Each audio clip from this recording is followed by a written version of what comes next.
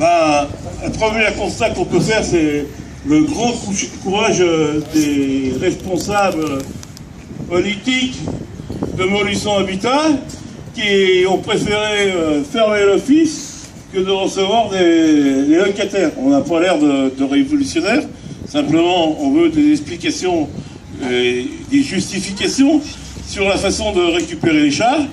Je crois qu'aujourd'hui ils viennent de marquer un point dans le mauvais sens, c'est qu'on n'a pas fini le contrôle des charges, on a déjà trouvé plusieurs dizaines de milliers d'euros, et déjà nos copains dans les autres amicales, ils commencent à regarder, et donc ça peut que pousser à étendre le mouvement.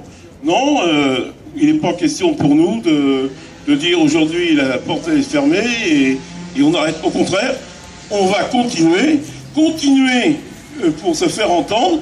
On va demander les appuis aux démocrates qu'il y a encore dans notre cité pour qu'ils appuient notre démarche, pour qu'on puisse ouvrir le dialogue. Ça, c'est déjà le premier point. Et deuxièmement, il est intolérable que l'on puisse récupérer des charges qui sont perdues.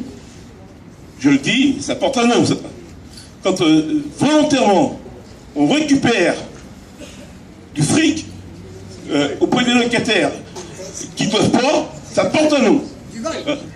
Donc, il n'est pas question pour nous qu'on se laisse faire. S'il faut en arriver là, s'il n'y a pas moyen d'ouvrir le dialogue, s'il n'y a pas moyen de faire écouter nos justes revendications, eh ben on saisira la justice de notre pays. À un moment donné, c'est comme ça qu'il faut faire.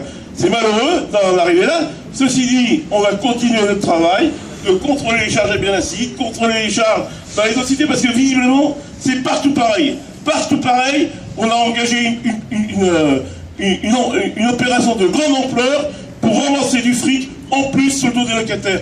Déjà, que dans nos quartiers, alors que les familles, elles n'en peuvent plus.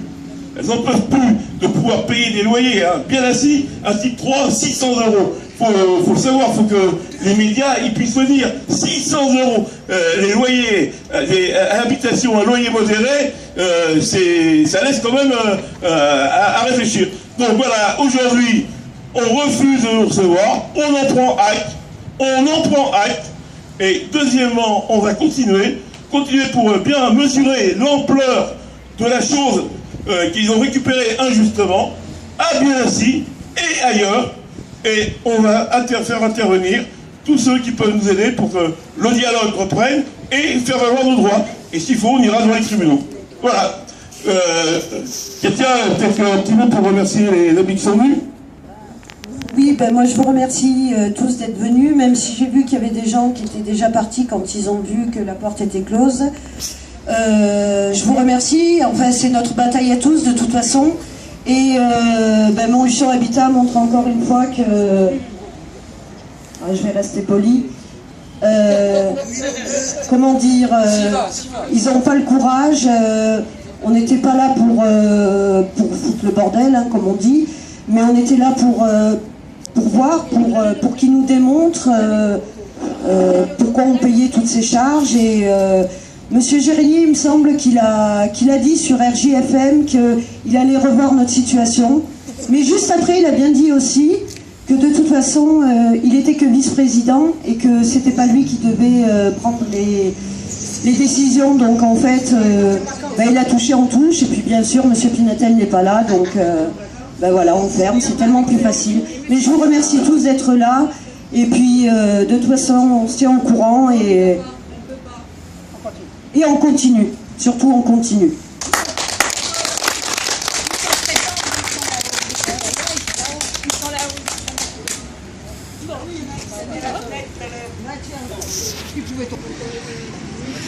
Bonjour Jacques, voilà, nous sommes devant l'office HLM là. Vous aviez rendez-vous avec les locataires de Bienassis, mais il y en a peut-être d'autres qui sont venus. Ouais, par solidarité bien sûr, il y a des responsables de nos amicales dans les quartiers qui sont venus.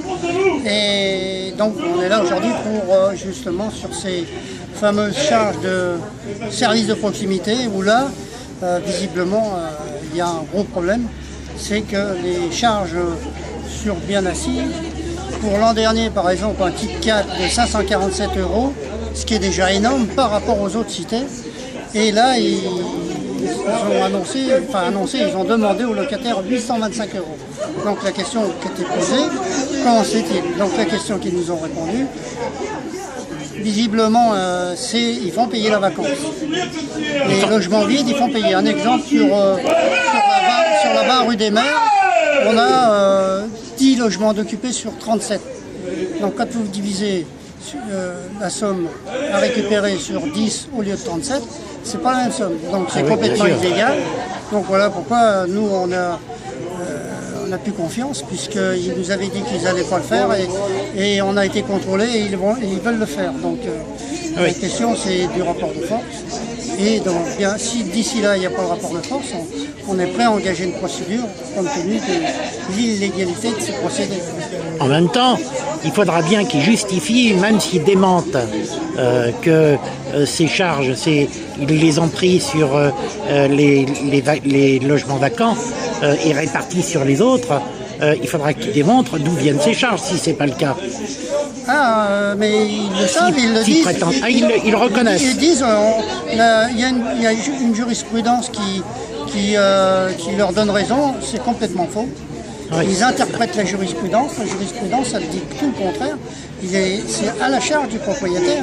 Bien sûr. On ne peut pas imaginer que le chauffage du logement du dessus soit payé par celui qui habite en dessous. C'est complètement... Bien évidemment.